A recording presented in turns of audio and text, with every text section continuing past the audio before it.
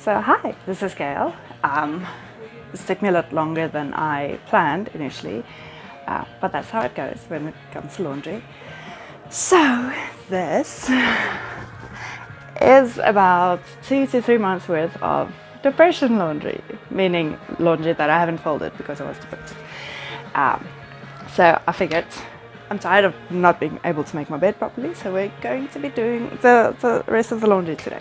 I still have to wash some stuff, but this is where I've been picking my clothes from for the last 2 or 3 months. So let's get started. Actually, I want to show you something. Go away. I bought this. It's like, I think it's called a dungaree. Anyway, I feel like a very artistic person when I wear this. It makes me look so pretty. Well, I feel pretty in it. And I also got this pretty dress. I kind of wish it was sunflowers. But it's not. But it's still pretty and it's yellow. And I feel pretty in it. So, anyway.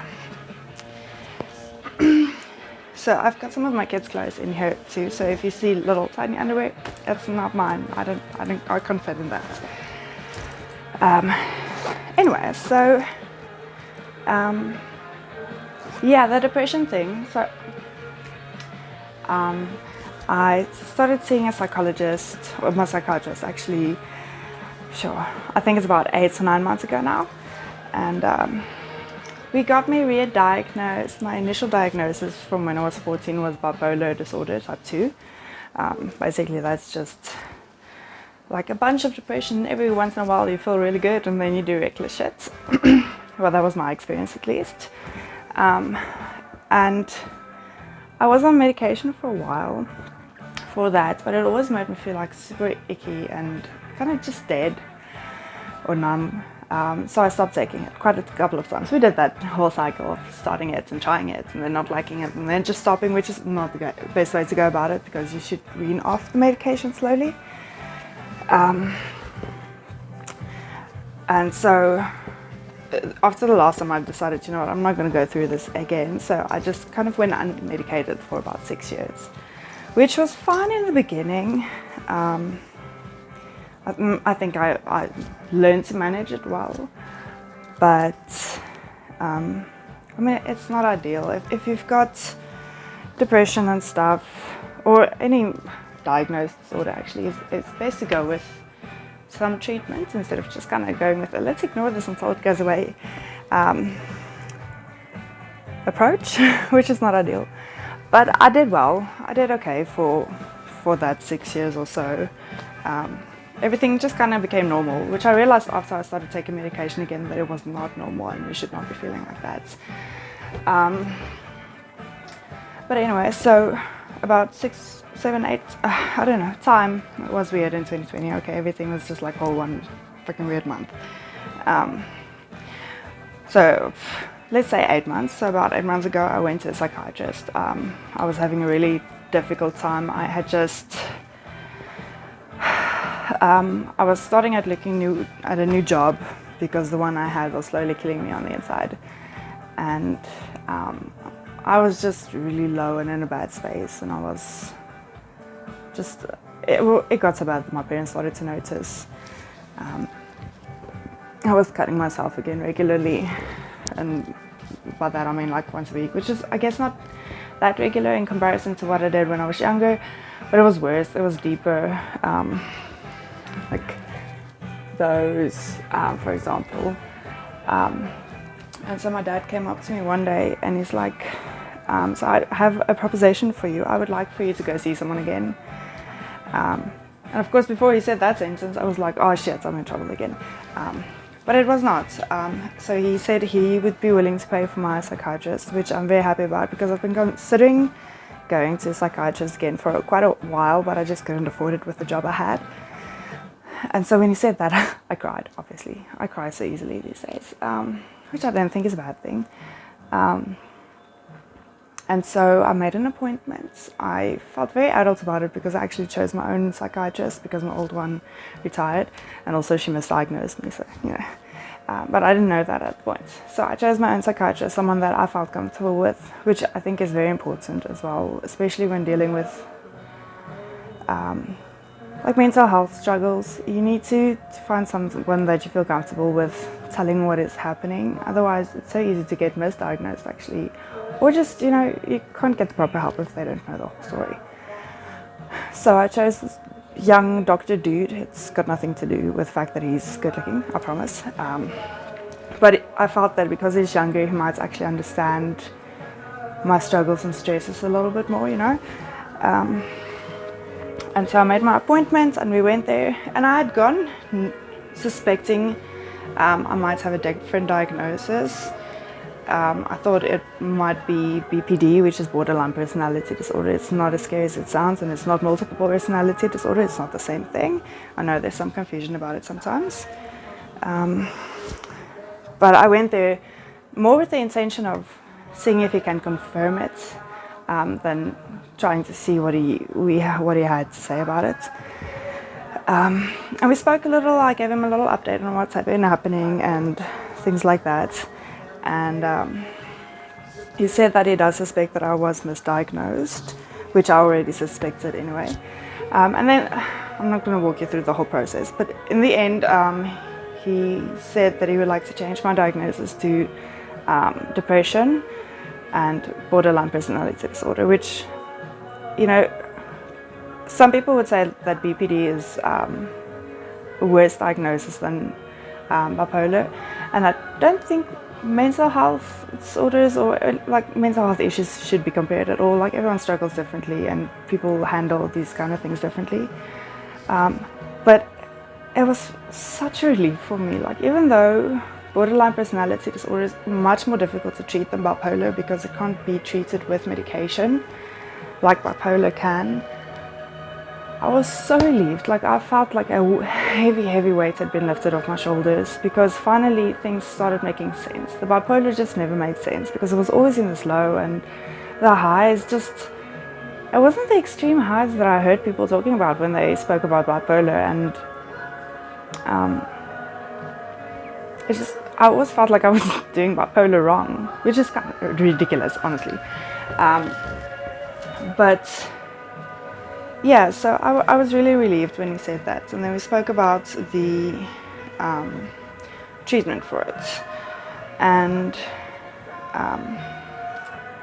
at the moment, at that time, I didn't have medical, and he spoke to me about the options I had to keep it as affordable as possible. And so he gave me a couple of options of medications that we could use to treat the depression. And that was really important to me because usually psychiatrists are just like, okay, here's the medication you're going to take it, you know, you should see results in this time period. And I was like, no, I don't know. So I told him like my biggest concerns about taking medication again, because I've always been pretty against being dependent on medication to feel like a normal person. So I told him, like, one of my biggest fears about taking the medication is that it's going to make me gain weight again, because that is already a very sensitive subject for me, and I already have so much trouble with my self-image. I'm pretty sure there's a different word for it. I don't know. Anyway, so I told him if possible I would like medication that isn't notorious for making you gain weight. I mean, obviously different people experience different medications in different ways. So what's going to make one person gain weight or lose weight is not going to be the same for another person. But anyway, so he gave me a couple of options. He said, okay, so this one is fairly inexpensive, but it does have that side effect that it might make you gain weight, and this one does that, and this one is a little bit more expensive, but it's known to take away your appetite sometimes, and most people don't experience weight gain on this. And I was like, okay, I will pay a little extra for that, because just imagine trying to conquer depression and you gain weight and then you feel shitty about yourself for a different reason. So I went with that one, and it's actually one that I had taken before when I was diagnosed with bipolar. But they put me on that with a combination of mood stabilizers, and that completely numbed me out. So there's no feeling at all. So I mean, it was great, but it's not healthy. I mean, you can't forever feel nothing. So I tried this again, and it made such a big difference actually, because I started taking it, and like the first week that was amazing. I I was so bubbly and excited, and people thought I was high at work, and they were like, "Are you okay?" I'm like, "Yeah, no, I'm just medicated." Because apparently I've got a personality when I'm on serotonin, so that's great. Yeah, so I started taking that, and as promised, well, I guess not promised, it did suppress my appetite, and that kind of started me, there was one day where I didn't eat for 28 hours because I forgot that you're supposed to eat during the day. But prior to starting the medication, I had already started losing a bit of weight because of the depression. I don't know how that works because usually I gain weight, but I'm not taking anything for granted. It's a gift. And then with the medication, it suppressed my appetite for the first, I think, 2 or 3 months. And then I decided to start doing intermittent fasting because it kind of reminds you, because you like do a countdown alarm kind of thingy. So it reminds you, okay, like this is 16 hours since you last ate, you got to eat, and then you got to start fasting again. So that kind of reminded me that I need to eat at some point. And so with that, I actually lost about 12 kilograms. I'm not sure how much that is in pounds or whatever other people use. And I started really feeling confident about myself, and I started feeling better in general because, I mean, now I actually have normal levels of serotonin and dopamine and all that good stuff, and I actually felt like a human again. Which was quite strange for someone who always feels out of place, you know, like I don't belong. But it was nice. For the first time in my life, I didn't say taking medication.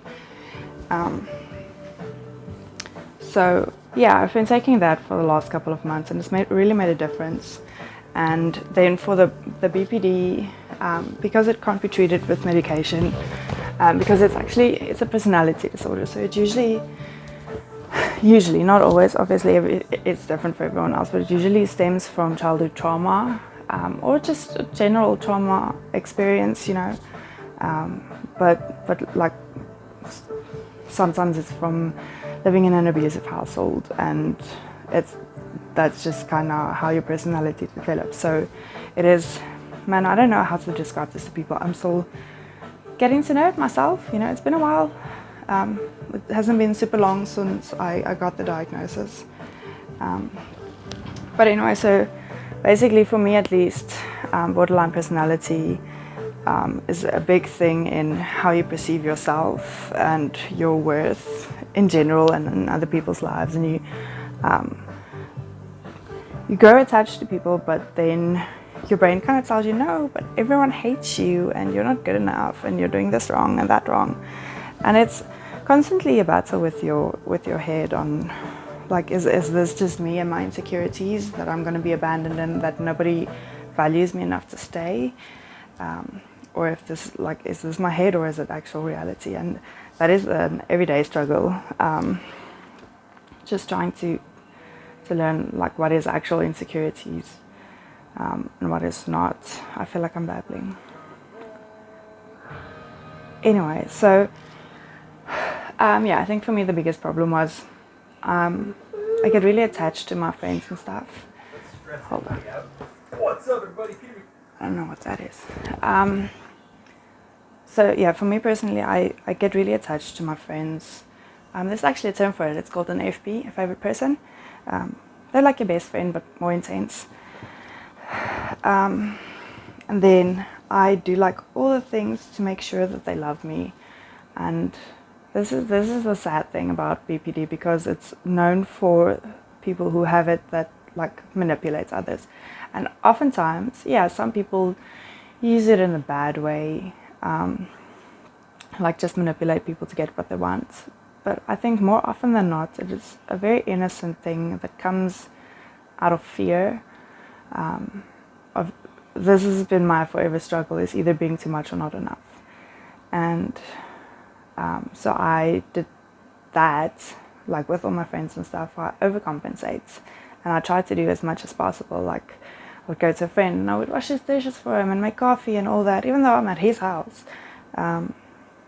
because I thought that made me more lovable, you know. And then it got to a point where he's like, listen, you don't need to do all this. It's really, you don't need to. I love you, like you're my friend. And I'm like, but I feel like if I don't do this, then you're gonna have no reason to keep me around, you know.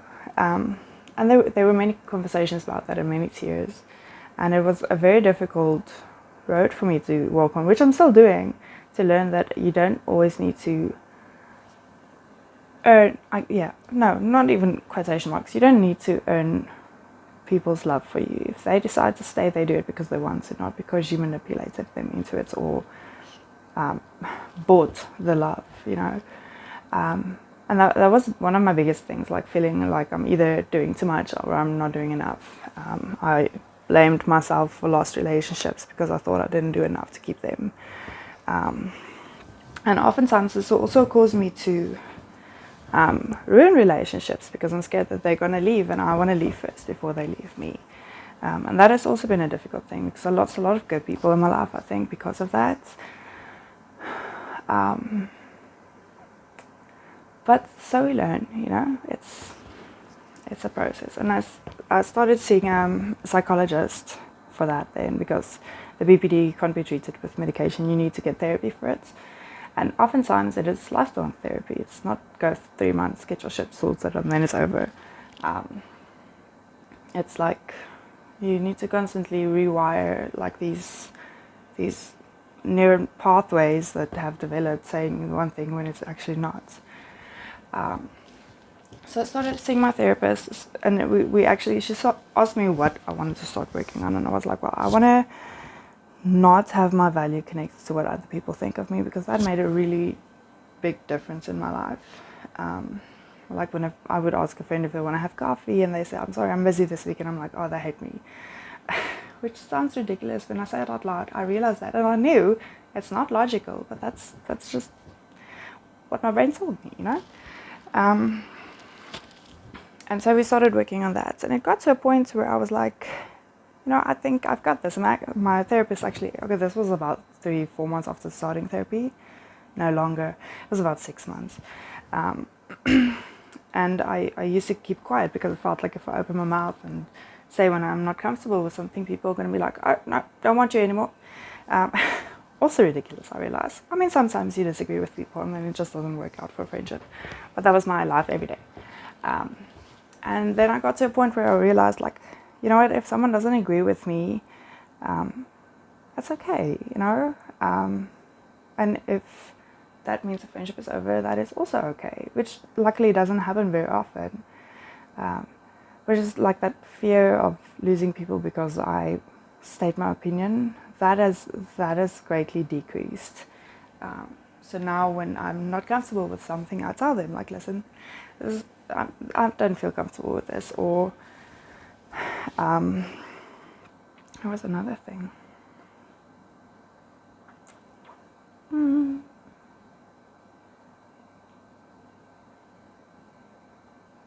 Can't remember. Anyway, so yeah, I've done the therapy thing and I got the medication and I'm still using the medication and everything is working great. My therapist actually okayed me for a brief break in therapy sessions over the holidays, which was great. I told her, like, I think I've kind of mastered this part of it and I would like to just, you know, practice it a little bit, get more comfortable with doing it naturally, not having to constantly force myself to remember things. And she said, okay, I feel comfortable with you doing that. I think you have progressed a lot.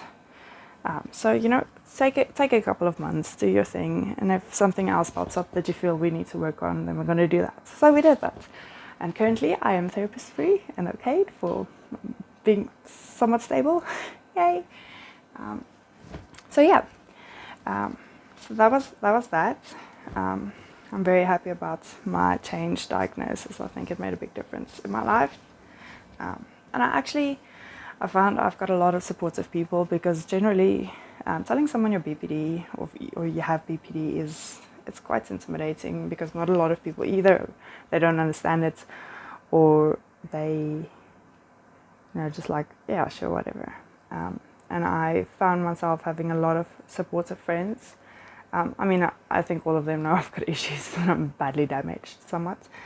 No, I need to stop speaking about myself like that.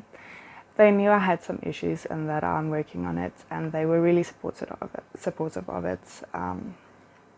not talking down to me or judging me on my mistakes. Man, I have this one friend, she's a fucking saint. She's a school teacher. She actually, we were friends in high school. We started in grade 9, that's like standard 11, I think. We were like best friends back then, me and another girl. And then when I got pregnant, I was a horrible human being, and I blamed her for telling everyone at school. And I kind of like did the thing where I like push people away. And even through that, she kind of stuck around. Like, even when I didn't want to speak to her, she never hated me or told me, like, you know what, go fuck yourself, which I don't think she would ever do. And she, for example, she's known my whole journey, and then after Cooper was born, we kind of picked the friendship back up, and I felt like I had a lot of apologizing to do for the way I treated her, because through all of it, through all of the shit and the mess and all the times I fucked up, she was always the one that never went anywhere. She never went away, you know, and I really love her for that. Man, I love her. She's a really great friend. I digress. I can't remember what I was talking about. Yeah, anyways, I got it. I've got really supportive friends, which is great. Sadly, some of them are in Cape Town, which is quite far. It's like 16 hours drive, I think. So I don't get them to see them often or at all, which kind of sucks, because, you know, I love my people and I'm like an in-person kind of person, like quality time and all that. But we make it work. My one friend just had a baby. She's so pretty. She looks like a goddess, I'm not even lying. But anyway, yeah, so that's been the mental health. I don't even know if I want to keep this thing. That's been the mental health journey. I discovered the other day, this one had a hole in it, that I've got a nervous tick. And it's so weird, because usually I would just feel it when I was sleeping, every once in a while, not all the time, where I would be falling asleep and then my body would just start like jerking or whatever. I'm probably going to start doing it now because I'm paying attention to it. I hope not. I hate it. Anyway, so where my body would just like randomly twitch, and I thought it was just like that thing where you fall asleep and your muscles relax and you just go, ah, but it's not. And then the other day, I've been really stressed at work because I was doing probation and stuff, because it was the first couple of months. And work in general has just been hectic because it was like a peak season, and it was Black Friday and Christmas and Thanksgiving and all that. I started a new job also after taking the medication. That has helped significantly. The people are great. The pay is better. I get medical aid now, which is also nice. Yes, I was super stressed the other day, and I started getting a nervous tick. I actually had a migraine and I started hallucinating. That wasn't fun at all. I started hearing shit, seeing stuff. And I started getting this nervous tick, and it wouldn't stop. Like, I guess the more you pay attention to it, the more it's going to continue. But it was a bad one, and that's the time when anxiety gives you anxiety. Because now I'm ticking and I don't know how to make it stop, and it makes me anxious that I'm ticking and I can't make it stop, and then I'm more anxious and I'm tick more, and yeah, it was just awful. I think I posted a quick video thing on Instagram about it, where you could actually see me tick. You missed the worst of it though. That was really mild. But yeah, so that wasn't fun. I'm seeing my psychiatrist again next week for just like a checkup. Also think I might need to have my meds adjusted, because I've been really depressed the last couple of days, hence the laundry. Well, not the last couple of days, the last couple of weeks, hence the laundry pile.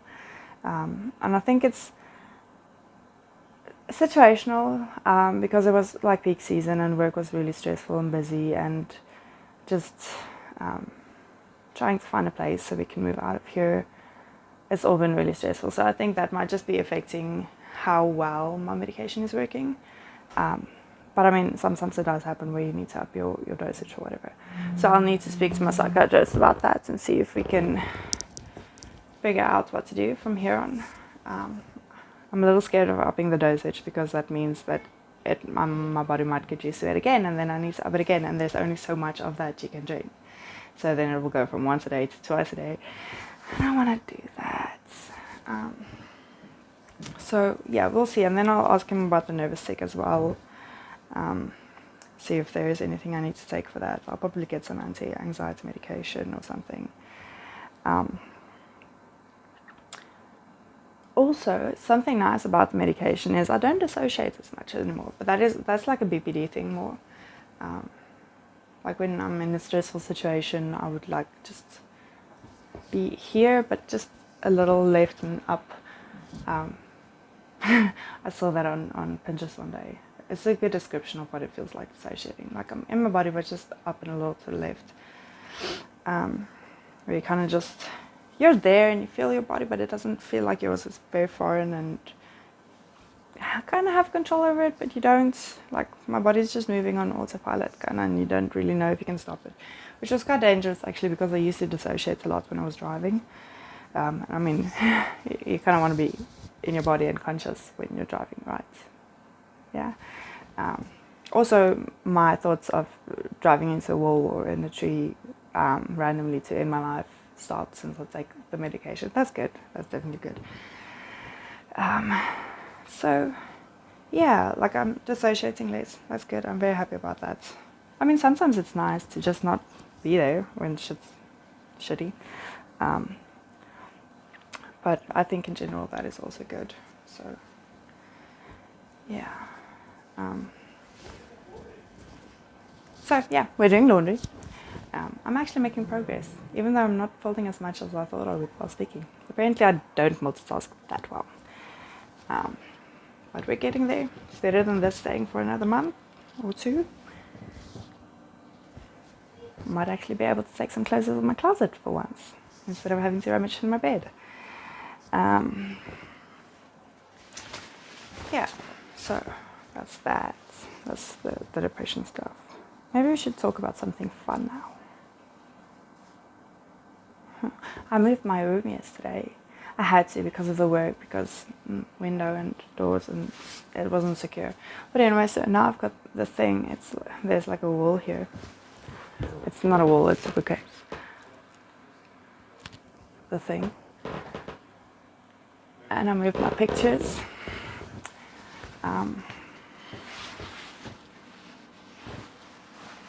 So yeah, I kind of like this, and I put up little lights here. You can't see them because they died. These batteries don't last long. But it feels so, I don't know, it's strange because my space is really small. Like this my whole life fits in one small tiny room, which is another reason why we want to move.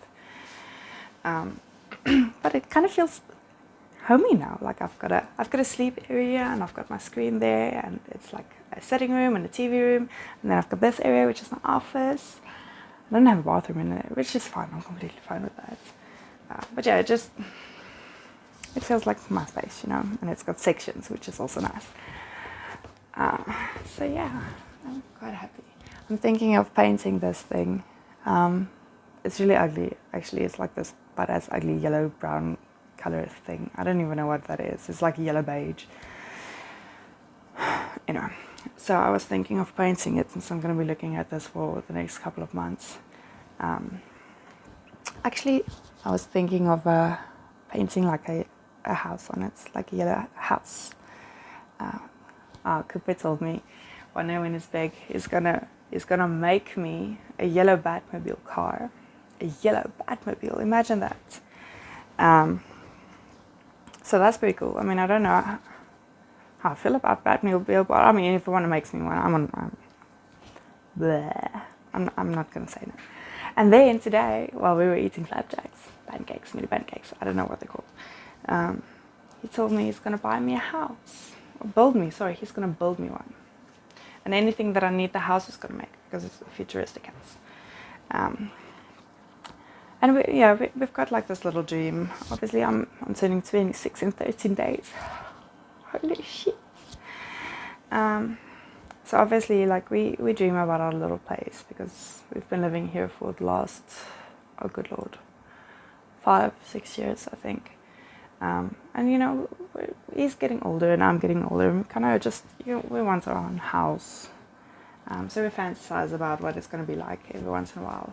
So instead of actual lights, we're going to have fairy lights everywhere. We're not going to use the lights. Lights are overrated.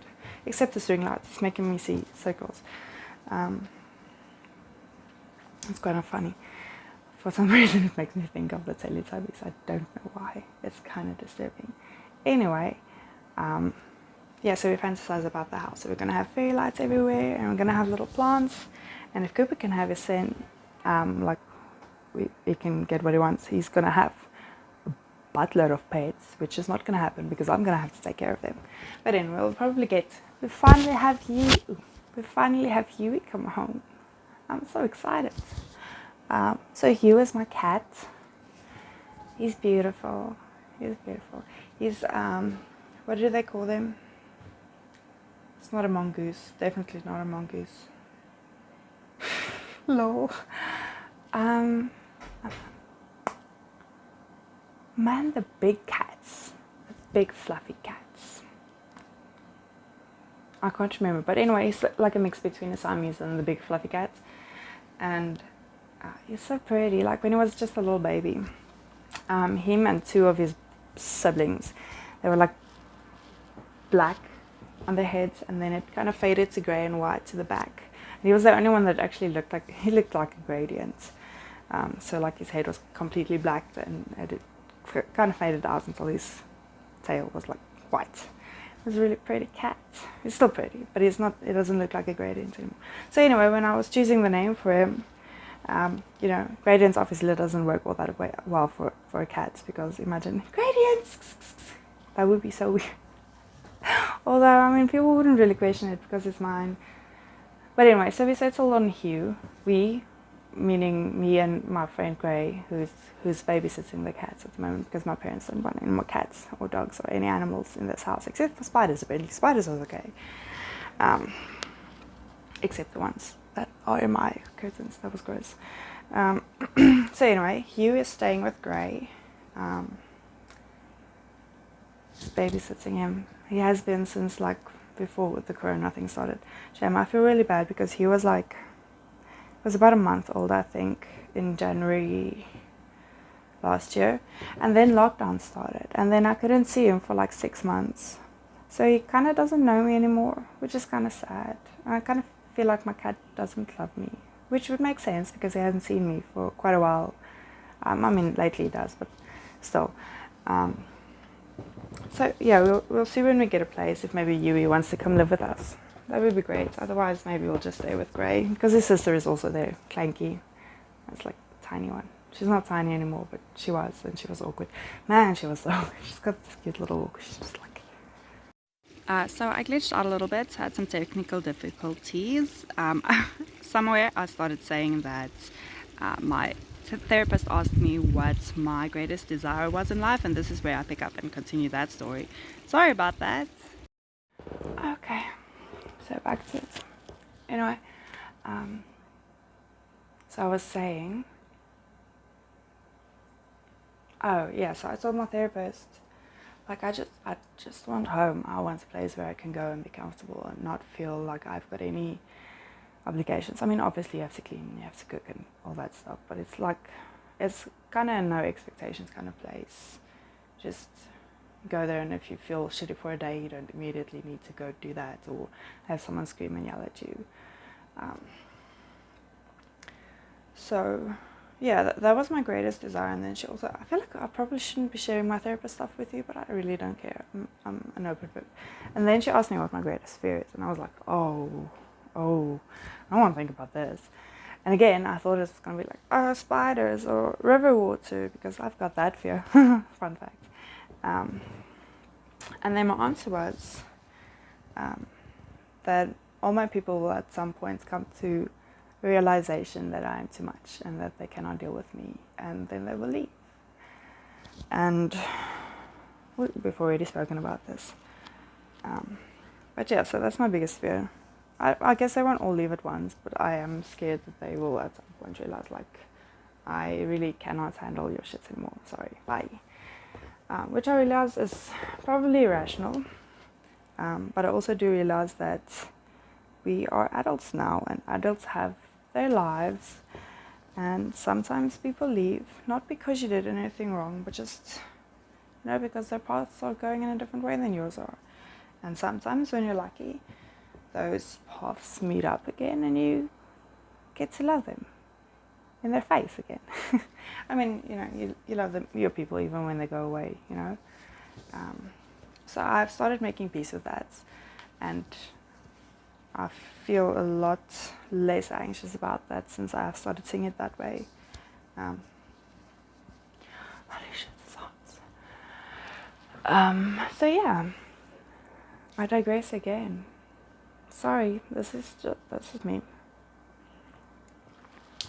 So yeah, I was talking about the little house I want to paint. So I'm gonna paint a little house with some pretty little trees. I'm gonna do me some Bob Ross. Maybe I'll make a Bob Ross video, but on my cupboard, not on canvas. Yeah, and I'm gonna make it yellow, and it's gonna be pretty, and it's gonna have little flowers, and I'm gonna paint like fairy lights on the roof thing. I don't know what you call that, like it's not a thistle. Thistle is a plant. The stuff. So why is it so dark now? No? Anyway, so my phone ran out of memory, so I lost the last bit of the video. Anyway, I'm gonna continue. I finished my laundry. I've told you about my little house that I'm gonna paint. So yeah, that was awkward. I'm sorry. Anyway, so thank you so much for folding my laundry with me today. I hope you got yours done too. What is with this thing? Hold on. Better? Yes, okay. So thank you for folding your laundry with me. My laundry with me. I didn't fold your laundry, sorry about that. Yeah, so I just want to say thank you, or I guess rather give.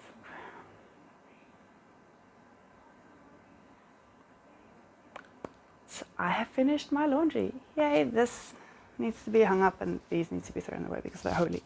Holy. So yeah, thank you so much for sitting with me while I do my laundry and listening to me babble and talk about some mental health, mine specifically, but I'm always willing to talk about yours, and just mental health in general. I will be back at some point with another video probably. I want to give credit to the original person that I saw this idea from for folding laundry with you, or with me, whatever, the thing. So I think the person, the channel is Peach PRC or something. Sorry if I got it wrong, but it's Peach something. I will put the link below just if you want to go check it out. I think it's a pretty cool idea, just instead of sitting there awkwardly looking at the camera, I'm actually busy doing something. Get a good way to get some productive stuff done in the meantime. Yeah, so I will probably be posting another video at some point. I don't have any dates or anything because I'm really bad at this stuff, but I have enjoyed this surprisingly a lot. I actually somewhat enjoyed folding my laundry. It was quite nice. So maybe I will be back when I'm folding my cupboard. Yeah, I want to see me try that. When I'm painting my cupboard, I'm gonna do some Bob Ross, yes, and then you can watch that if you wanna. And yeah, that is me. Thank you so much for watching again. This is Gail Callisto. Like and share if you wanna, and leave comments below if you've got any opinions or thoughts on anything I said today. If you've got any questions, or if you want to talk some about mental health, I will check the comments as well. And have a lovely day, and be kind, be good to yourself, love yourself, be merciful with your body, because it keeps you running and functional, and you don't die, which is nice. But yeah, in the end, just be kind and go have a great day.